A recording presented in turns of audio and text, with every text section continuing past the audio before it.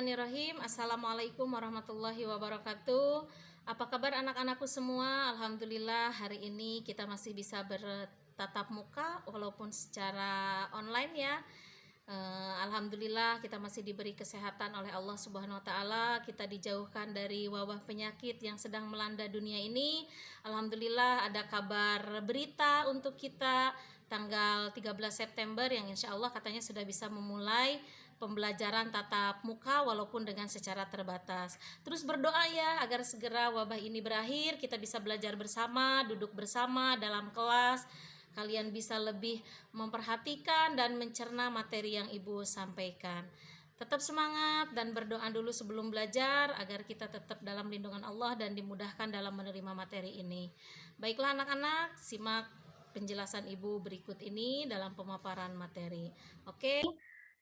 Menumbuhkan kesadaran terhadap Undang-Undang Dasar Negara Republik Indonesia tahun 1945. Materi yang pertama bagian A itu kedudukan dan makna pembukaan Undang-Undang Dasar Negara Republik Indonesia tahun 1945.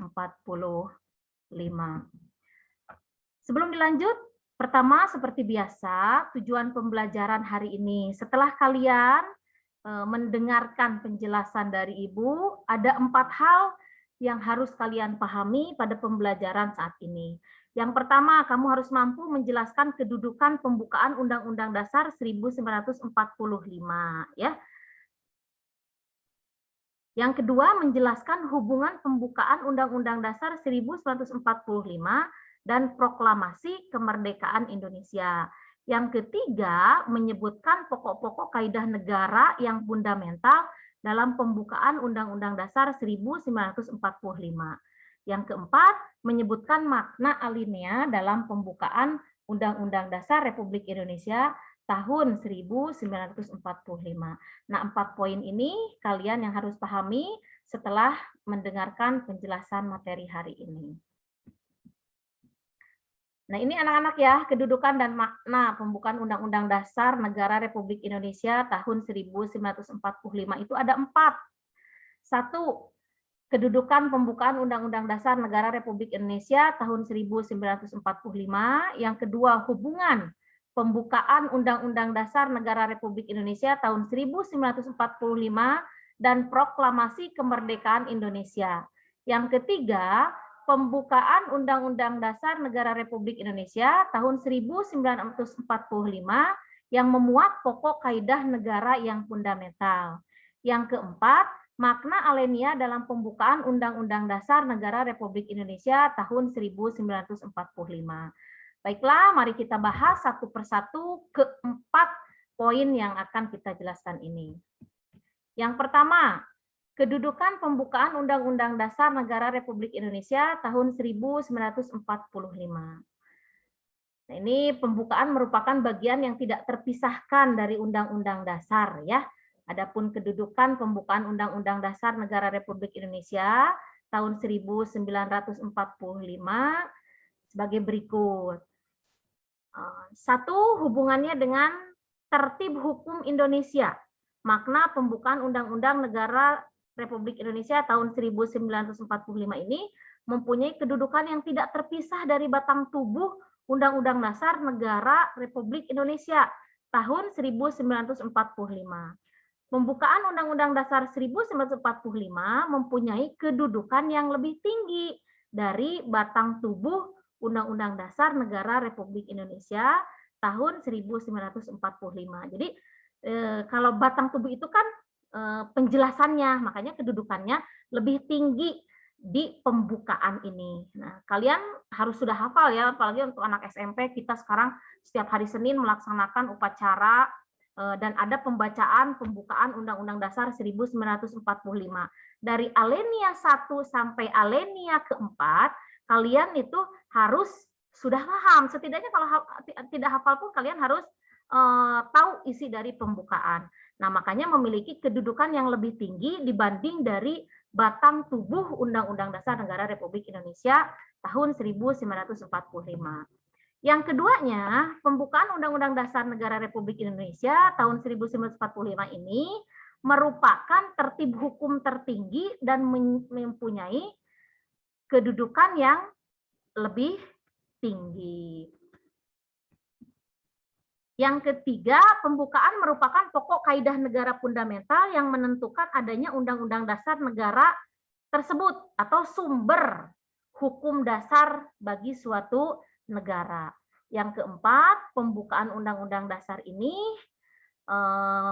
yang mengandung pokok-pokok pikiran yang akan diwujudkan dalam pasal-pasal Negara Republik Indonesia tahun 1945. Nah, itu ada 4 poin penting ya. Selanjutnya yang kedua, hubungan pembukaan Undang-Undang Dasar Negara Republik Indonesia dengan proklamasi kemerdekaan. Nah, Undang-Undang Dasar Negara Republik Indonesia ini tidak bisa terpisahkan dari proklamasi kemerdekaan, karena proklamasi kemerdekaan pada tanggal 17 Agustus 1945 pernah dibicarakan dalam sidang BPUPKI tentang dasar negara ya. Jadi pembukaan Undang-Undang Dasar Negara Republik Indonesia tahun 1945 dan proklamasi kemerdekaan itu adalah merupakan satu kesatuan yang bulat. Nah, makna yang terkandungnya dalam pembukaan Undang-Undang Dasar Negara Republik Indonesia tahun 1945 merupakan amanat dari proklamasi kemerdekaan. Oleh karena itu, Negara Kesatuan Republik Indonesia yang diproklamasikan tanggal 17 Agustus tahun 45 dapat dipahami dengan cara memahaminya pembukaan Undang-Undang Dasar Negara Republik Indonesia tahun 1945. Yang ketiga, pembukaan Undang-Undang Dasar Negara Republik Indonesia tahun 1945 memuat pokok kaidah negara yang fundamental. Apa saja? Yang pertama, ada yang terkandung nilai universal. Mengandung arti apa? Bahwa pembukaan Negara Republik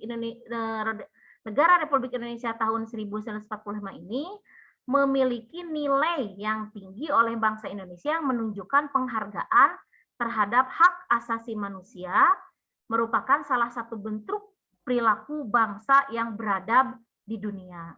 Yang kedua, ada sebagai nilai lestari, bermakna mampu menampung dinamika masyarakat dan akan tetap menjadi landasan perjuangan bangsa. Oleh karena itu, pembukaan Undang-Undang Dasar Negara Republik Indonesia tahun 1945 ini memberikan landasan pergerakan perjuangan bangsa Indonesia selama perjalanan pembangunan bangsa tersebut ya. Nah, dan yang terakhir, makna alenia dalam pembukaan Undang-Undang Dasar Negara Republik Indonesia. Semuanya ada 4 alenia. Nah, maknanya dari alenia ke-1 itu ada 4 poin. Apa saja maknanya? Yang ke-1, pengakuan bahwa bangsa Indonesia menjunjung tinggi hak kodrat dari setiap bangsa untuk merdeka. Yang kedua, pernyataan bahwa bangsa Indonesia tidak menyetujui penjajahan di atas dunia karena hal ini tidak sesuai dengan pri kemanusiaan dan pri keadilan.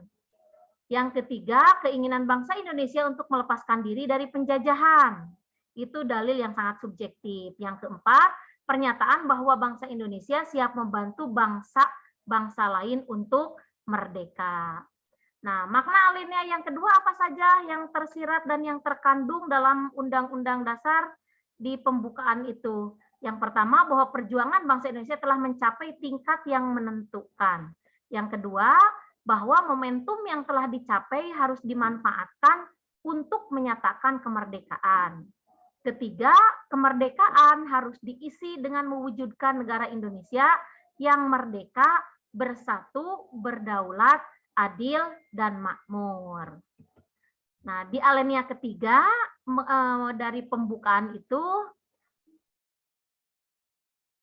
1, pengakuan religius bahwa kemerdekaan yang diperoleh merupakan berkat dan rahmat Allah yang Maha Kuasa. Yang kedua, bahwa kemerdekaan bangsa Indonesia dimotivasi oleh karena keinginan yang luhur untuk menjadi suatu bangsa yang bebas dari penjajahan. Yang ketiga, pernyataan proklamasi kemerdekaan Indonesia. Nah, itu yang makna yang terkandung di alinea yang ketiga ya. Dan yang terakhir di alinea keempat, bahwa Indonesia itu negara yang memiliki sebuah tujuan. Ya. Yang kedua, sistem pemerintahan negara yaitu berdasarkan kedaulatan rakyat yang demokrasi sesuai Pancasila ya. Yang ketiga, pernyataan bahwa bentuk negara Indonesia adalah republik. Dan yang keempat, dasar negara Indonesia adalah Pancasila. Makanya di alinea keempat di situ disebutkan ada Pancasila ya, kelima-lima silanya disebutkan. Makanya di sini disebutkan makna yang terkandungnya bahwa dasar negara Indonesia dalam alinea keempat pembukaan Undang-Undang Dasar 1945 adalah Pancasila sebagai dasar negara Republik Indonesia. Itu ya anak-anak, jadi ada 4 poin yang Ibu jelaskan untuk sekarang ini.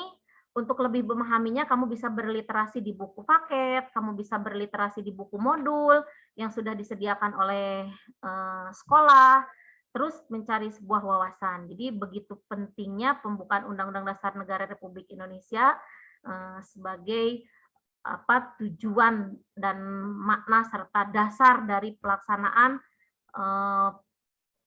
negara Republik Indonesia. Itu ya anak-anak, baiklah untuk selanjutnya seperti biasa, setelahnya berakhir mendengarkan penjelasan dari Ibu, silahkan kalian kerjakan keempat soal ini sesuai dengan tujuan pembelajaran yang tadi. Yang pertama, kamu harus menjelaskan kedudukan Undang-Undang Dasar Negara Republik Indonesia tahun 1945. Yang kedua, jelaskan Undang-Undang Dasar Negara Republik Indonesia tahun 1945 dan Proklamasi Kemerdekaan Indonesia. Yang ketiga, sebutkan pokok kaidah negara yang fundamental. Yang keempat, sebutkan makna alinea keempat, ya, makna pokok Undang-Undang Dasar Negara Republik Indonesia. Hanya alinea keempat saja yang kamu sebutkan.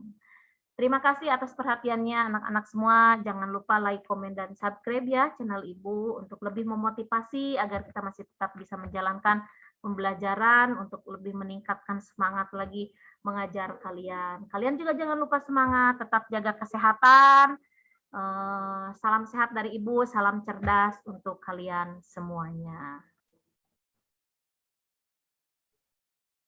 Thank you. Wassalamualaikum warahmatullahi wabarakatuh.